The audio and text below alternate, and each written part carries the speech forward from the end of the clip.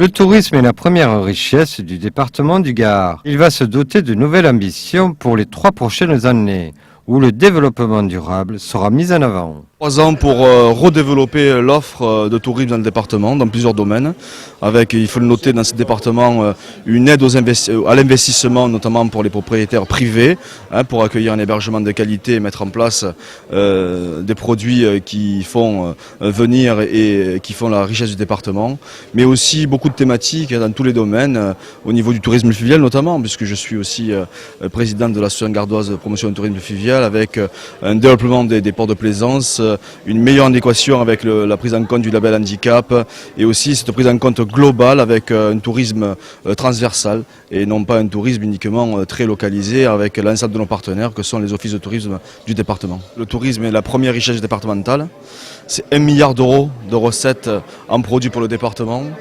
et une grosse part de notre emploi non délocalisable, parce que c'est aujourd'hui malheureusement, vu la situation économique, c'est une thématique très importante, c'est 16 000 emplois au niveau du département. Voté au Conseil général du Gard, le schéma économique du tourisme et des loisirs va conforter les précédentes actions du comité départemental du tourisme du Gard et va aussi s'adapter aux nouvelles exigences touristiques et économiques. C'est à la fois une continuité et de nouveaux développements.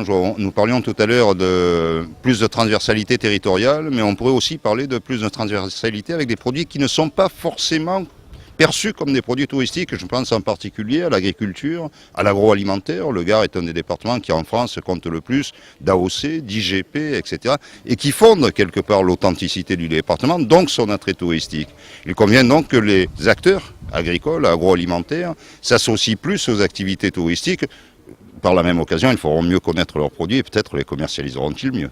Le court séjour et l'événementiel tout au long de l'année sont aussi dans l'objectif du comité départemental du tourisme du Gard.